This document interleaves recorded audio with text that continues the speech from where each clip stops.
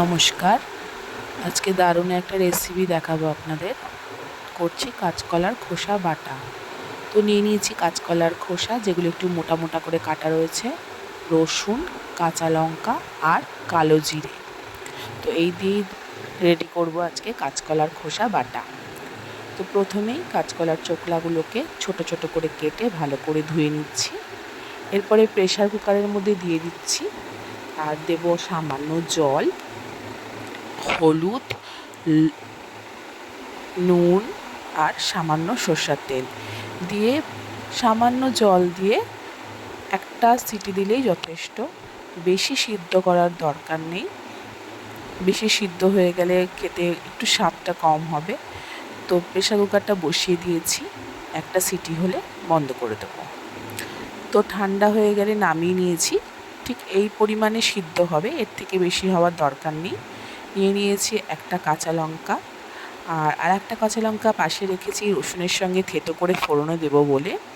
তো এবার রেসিপিটা শুরু করা যাক। আমি ব্লেন্ডারেই ব্লেন্ড করছি।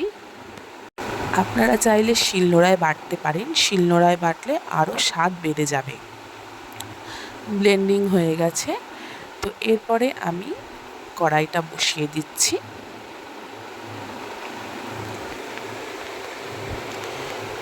কড়াইটা বসিয়ে প্রথমেই দেব সর্ষের তেল, আর আমি একটু অল্প করে তেঁতুল ব্যবহার করব।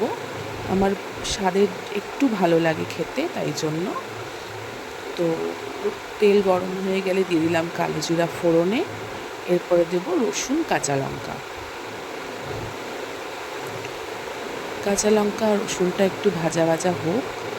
এরপরেই দিয়ে দেব স্বাদ মতো নুন, চিনি আর হলুদ গুঁড়ো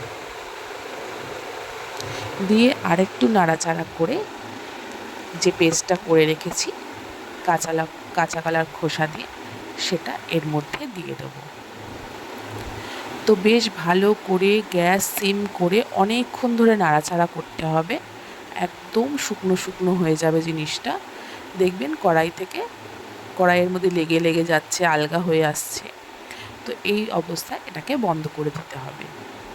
তো রেডি হয়ে গেল দারুণ স্বাদের কাঁচকলার খোসা বাটা।